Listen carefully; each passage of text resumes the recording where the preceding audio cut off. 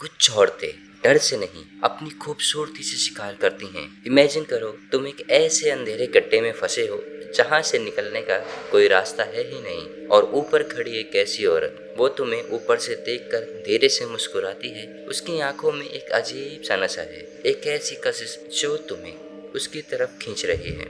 वहां ना कोई जंजीर है, ना ही कोई जेलर, पर उस औरत का जिस्म और उसकी खामोशी एक ऐसा जाल है कि तुम चाह कर भी वहां से भागना नहीं चाहोगे। वो रात को तुम्हारे पास आएगी, तुम्हारे कान में धीरे से कुछ कहेगी, और तुम अपना सब कुछ उस पे वारने के लिए तैयार हो जाओगे। पर उसकी इस दीवानगी की एक बहुत भयानक कीमत है। वो तुमसे प्यार नहीं करती, उसका मकसद कुछ और है, एक ऐसी चीज जो तुम्हारी रूह निचोड़ देगी। मूवी की शुरुआत होती है विंडम से, एक प्रोफेशनल फोटोग्राफर, उन लोगों में से जो भीड़ से ज़्यादा तन्हाई पसंद करते हैं, जिसे शहर के शोर से ज़्यादा नेचर का सन्नाटा पसंद था। उसकी ज़िंदगी सिंपल थी, कैमरा उठाओ, नई जगह एक्सप्लोर करो और दुनिया को अपनी लेंस से देखो। इसी एडवेंचर के चक्कर में एक दिन वो एक रेगिस्तान में फोटोग्राफी करने निकलता है, और शुरू में सब कुछ परफेक्ट लग रहा था। खुला आसमान, दूर दूर तक फैली रेत और एक ऐसी खामोशी जो पहले सुकून देती है लेकिन धीरे धीरे डर बन जाती है। विंडम अपने कैमरा से फोटोज ले रहा होता है, नेचर को एंजॉय कर रहा होता है। उसके लिए सिर्फ एक नॉर्मल ट्रिप थी, लेकिन उसे बिल्कुल यह आइडिया नहीं था कि उस डेजर्ट में वो अकेला नहीं था। कुछ देर बाद उसे दूर एक छोटा सा बच्चा नजर आता है। बच्चा अजीब था, ना वो खेल रहा था, ना रो रहा था, ना किसी की मदद मांग रहा था, बस चुपचाप खड़ा विंडम को देख रहा था। और उसकी आंखों में एक अजीब सी बात थी, जैसे वो डरा हुआ भी नहीं था और कंफर्टेबल भी नहीं था। विंडम पहले इग्नोर करने की कोशिश करता है, लेकिन फिर उसके दिमाग में एक सवाल आता है, एक छोटा बच्चा रेगिस्तान के बीच अकेला कर क्या रहा है? कोई भी नॉर्मल इंसान यही सोचता, और विंडम भी वही सोचता है। इसलिए वो उसकी तरफ चलना शुरू करता है, लेकिन जैसे ही वो पास पहुंचता है, बच्चा मुड़ता है और भागना शुरू कर देता है। और विंडम और यहाँ एक अजीब बात होती है, बच्चा इतनी दूर भी नहीं भाग रहा था कि गायब हो जाए, और इतना पास भी नहीं आ रहा कि पकड़ा जा सके, जैसे वो जानबूझकर विंडम को फॉलो करवा रहा हो। लेकिन उस वक्त विंडम इस बात पर ध्यान नहीं देता। उसे लगता है बच्चा डरा हुआ है और उसे मदद की जरूरत है, और यहाँ उसकी सबसे बड़ी गलती बन जाती है। मिनट दर मिनट विंडम उस बच्चे का पीछा करता रहता है। कभी वो किसी चट्टान के पीछे गायब हो जाता है, कभी दूर खड़ा नजर आता है, कभी लगता बस अब पकड़ लूंगा, अब फिर वो फिर से दूर चला जाता है। विंडम को एहसास भी नहीं होता कि वो अपनी ओरिजिनल लोकेशन से कितना दूर आ चुका है। अब रेगिस्तान बदलने लगा था, रास्ते पहचान में नहीं आ रहे थे, डायरेक्शन क्लियर नहीं थी, और आसपास का वातावरण पहले से ज़्यादा सुनसान लग रहा था। फिर भी उसका फोकस सिर्फ बच्चे पर था, और शायद इसी वजह से उसने सबसे इम्पोर्टेंट चीज़ नोटिस नहीं की कि अब वो बच्चे को ढूंढ नहीं रहा था, बल्कि बच्चा उसे कहीं ले जा रहा था। जितना ज़्यादा वो आगे बढ़ा, उतना ही ज़्यादा डेजर्ट अजीब लगने लगता, जैसे हवा भी रुक गई हो, जैसे आसपास कोई दिख रहा हो, जैसे ये सब पहले से प्लान किया गया हो। लेकिन विंडम को बच्चा दोबारा नजर आता है। वो जल्दी से उसकी तरफ बढ़ता है, लेकिन अचानक उसका पैर फिसलता है और वो सीधा एक गहरी पथरीली घाटी में गिर जाता है। जोर का धक्का, शरीर पर चोट, और कुछ सेकंड के लिए सब कुछ अंधेरा। जब उसकी आंख खुलती है तो पहले उसे लगता है कि बस ऊपर चढ़ना है और बाहर निकल जाना है, लेकिन जब वो चारों तरफ देखता है तो उसका दिल बैठ जाता है। ऊंची ऊंची चट्टानें, सीधी दीवारों जैसी पथरीली सतह, और बाहर निकलने का कोई आसान रास्ता नहीं। फिर भी विंडम हार नहीं मानता। वो बार बार चढ़ने की कोशिश करता है, लेकिन हर बार नीचे गिर जाता है। हर कोशिश के साथ उसकी एनर्जी कम हो जाती है और उम्मीद भी। तभी उसे ऊपर कुछ आवाजें सुनाई देती हैं। विंडम को लगता है शायद मदद मिल गई, लेकिन जब वो ऊपर देखता है तो कुछ अजीब लड़के उसे घूर रहे होते हैं। ना उनके चेहरे पर सिंपैथी थी, ना कोई कंसर्न, बस एक अजीब सी मुस्कान, जैसे उन्हें पहले से पता हो कि वो यहाँ से बाहर नहीं निकल सकता। विंडम उनसे हेल्प मांगता है, लेकिन जवाब में उसे सिर्फ मजाक मिलता है। और यही मोमेंट था जब उसे पहली बार महसूस हुआ कि ये सिर्फ एक एक्सीडेंट नहीं हो सकता, कुछ तो गलत है।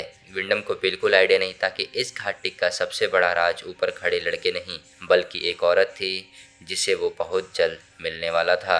जब इंसान पूरी तरह टूटने लगता है, तब एक छोटी सी उम्मीद भी उसे किसी फरिश्ते जैसी लगती है, लेकिन हर फरिश्ता फरिश्ता नहीं होता। घाटी में फंसने के बाद विंडम की हालत लगातार खराब होती जा रही थी। प्यास, भूख और सबसे ज्यादा अकेलापन। ऊपर वाले अजीब लड़के उसकी मदद करने की बजाय उसका मजाक उड़ा रहे थे और हर गुजरते दिन के साथ उसकी उम्मीद कम होती जा रही थी। लेकिन फिर उसकी जिंदगी में एक नया इंसान आता है, एलिना, एक खूबसूरत और मिस्टीरियस औरत जो इसी घाटी के नीचे रहती थी। जब विंडम पहली बार एलिना को देखता है तो उसे यकीन ही नहीं होता इन सुनसान जगह पर कोई और भी रहता है। और सबसे बड़ी बात, एलिना उसे देखकर डरती नहीं।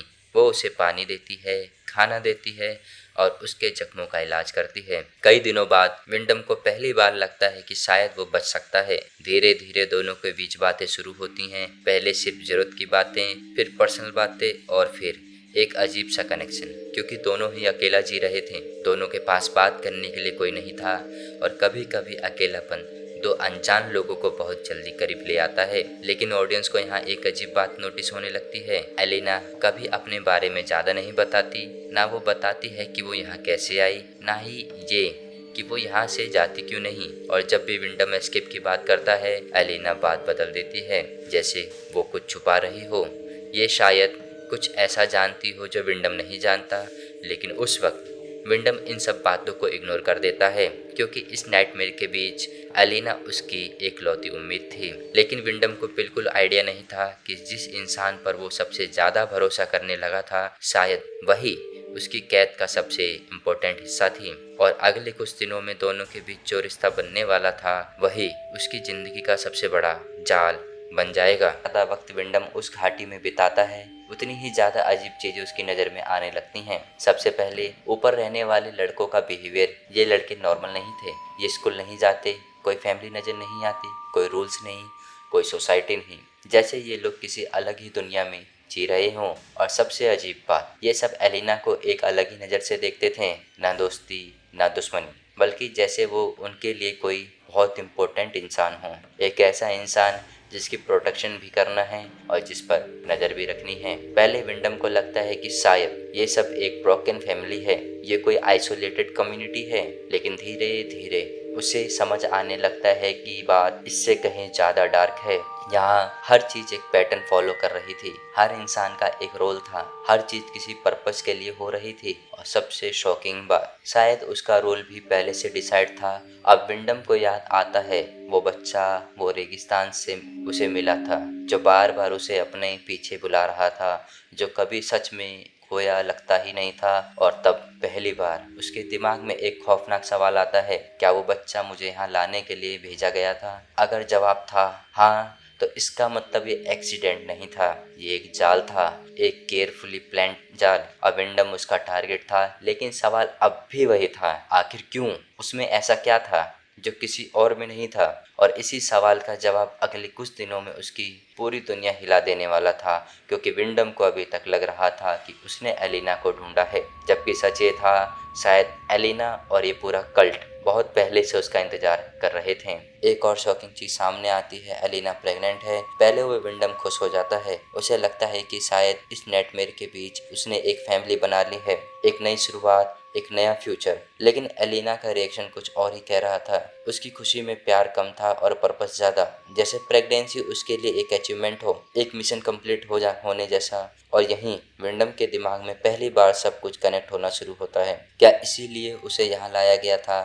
क्या इसीलिए उसे भागने नहीं दिया गया? क्या इसीलिए एलिना इतनी करीब आई? अगर हाँ, तो इसका मतलब बहुत ही खौफनाक था। शायद वो कभी गेस्ट था ही नहीं, शायद वो कभी पार्टनर भी नहीं था। शायद उसका रोल शुरू से ही डिसाइड था, एक आउटसाइडर, एक फादर। और बस जितना ज़्यादा विंडम इस सच को समझना लगता है, उतना ही उसका दिल टूटने लगता है। क्योंकि जिस रिलेशन को वो प्यार समझ रहा था, शायद वो किसी और के लिए सिर्फ एक प्रोसेस था, एक साइकिल जो सालों से चल रही थी और जब उसके साथ दोबारा रिपीट हो रही थी। और उस मोमेंट पर विंडम को समझ आ गया कि उसकी सबसे बड़ी गलती घाटी में गिरना नहीं थी, उसकी सबसे बड़ी गलती थी एलिना पर भरोसा कर लेना। लेकिन सबसे बुरा अभी भी बाकी था, क्योंकि जब उसने भागने की कोशिश की, तब उसे पता चला कि कैद का असली मतलब क्या होता है। जब किसी इंसान से उसकी उम्मीद छीन ली जाती है तो वो टूट जाता है, लेकिन जब उससे सच पता चल जाए तो वो लड़ना शुरू कर देता है। अब विंडम भागने का फैसला करता है। पहली बार उसका फोकस सर्वाइवल से ज़्यादा फ्रीडम पर था। उसे लगता है कि अगर वो अभी नहीं निकला तो शायद कभी नहीं निकल पाएगा। हर रिस्क उठाने के लिए तैयार विंडम एक मौके का इंतजार करता है, और जब उसे लगता है कि रास्ता मिल गया है तो उसके अंदर सालों बाद उम्मीद जाग उठी है। लेकिन इस घाटी का एक नियम था, यहाँ से निकलने की कोशिश करोगे तो सजा मिलेगी। और विंडम को अभी तक यह आइडिया नहीं था कि उसकी भागने की कोशिश उसकी जिंदगी को और भी ज्यादा खतरनाक बना देगी, क्योंकि अगले ही पल वो सिर्फ एक कैदी नहीं रहेगा बल्कि एक ऐसा इंसान हो जाएगा जिसकी कोई मर्जी नहीं होगी और कोई आज़ादी भी नहीं। किसी इंसान को तोड़ने का सबसे आसान तरीका क्या है? उसके शरीर को दर्द दो, नहीं, उसकी उम्मीद छीन लो। और यही चीज अब विंडम के साथ होने वाली थी। भागने की कोशिश करने के बाद विंडम को लग रहा था कि शायद अब वो इस नाइटमेयर से बच जाएगा। उसे लगा था कि बस थोड़ी सी और हिम्मत और वो वापस अपनी पुरानी जिंदगी में पहुंच जाएगा। लेकिन उसकी उम्मीद ज्यादा देर तक जिंदा नहीं रह पाती, क्योंकि उसके हर मोमेंट पर नजर रखी जा रही थी। और जैसे ही उसकी एस्केप अटेम्प्ट फेल होती है सब कुछ बदल जाता है। सबसे पहले एलिना बदल जाती है। वही एलिना जो उसे पानी देती थी, उसकी केयर करती थी और उसकी बातें सुनती थी। अब उसकी आंखों में वही सॉफ्टनेस नजर नहीं आती। जैसे उन दोनों के बीच जो भी था वो एक पल ही खत्म हो गया। और फिर विंडम को केज में बंद कर दिया जाता है, छोटा सा पिंजरा जहां वो ना प्रॉपरली खड़ा हो सकता था और ना आराम से बैठ सकता था। और उस मोमेंट पर उसे पहली बार समझ आता है कि वो कितना पावरलेस है। अब उसके पास कोई कंट्रोल नहीं था, ना अपनी जिंदगी पर, ना अपने फ्यूचर पर, ना अपनी आज़ादी पर। सब कुछ किसी और के हाथ में था। सबसे ज़्यादा दर्द उसे केज में नहीं होता बल्कि उस सच से होता है जो उसके सामने था नहीं। उसे एहसास होने लगता है कि शायद एलिना ने कभी उसे वैसे देखा ही नहीं जैसे वो एलिना को देखता था, जिसे वो रिलेशनशिप समझ रहा था। शायद वो सिर्फ एक जरूरत थी, एक रोल था, पूरा हो चुका था। और जब किसी सिस्टम में तुम्हारा काम खत्म हो जाए तो तुम्हारी वैल्यू भी खत्म हो जाती है। केज के अंदर बैठा विंडम सिर्फ कैद नहीं था, वो इमोशनली भी टूट चुका था, क्योंकि उसने सिर्फ आज़ादी नहीं खोई थी, उसने अपना भरोसा भी खोया था। लेकिन आयरनी देखो, जब विंडम को लग रहा था कि उसकी कहानी खत्म हो चुकी है, तब असल में एक नई कहानी शुरू होने वाली थी। एक ऐसी कहानी जो एक बच्ची के जन्म के साथ शुरू होगी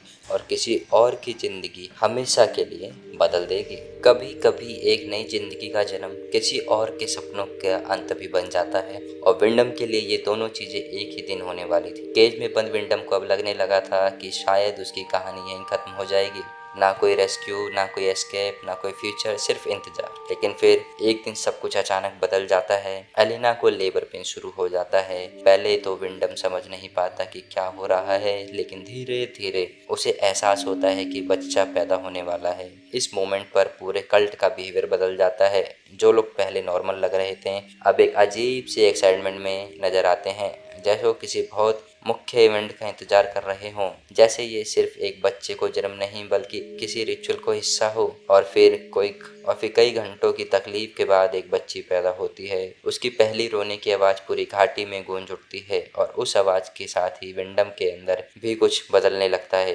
क्योंकि चाहे उसके साथ जो भी हुआ हो, एक सच अब भी नहीं बदला था, वो उसी बच्ची का बाप था। और पहली बार उसे लगता है कि उसकी ज़िंदगी का कोई मतलब है, कोई पर्पस है, कोई ऐसा इंसान है जो सच में उसका अपना है। लेकिन इसी सीन का सबसे डिस्टर्बिंग पार्ट कुछ और था। एलिना बच्ची को अपनी गोद में लेती है और उसे देखकर मुस्कुराती है, जैसे साइकिल दोबारा कंप्लीट हो गई हो, जैसे ये सब इसी मोमेंट के लिए प्लान किया गया था। और तब ऑडियंस को समझ आता है कि शायद ये कहानी विंडम की कभी थी ही नहीं, ये कहानी हमेशा से उस साइकिल की थी जो जनरेशन के बाद जनरेशन रिपीट होती आ रही थी।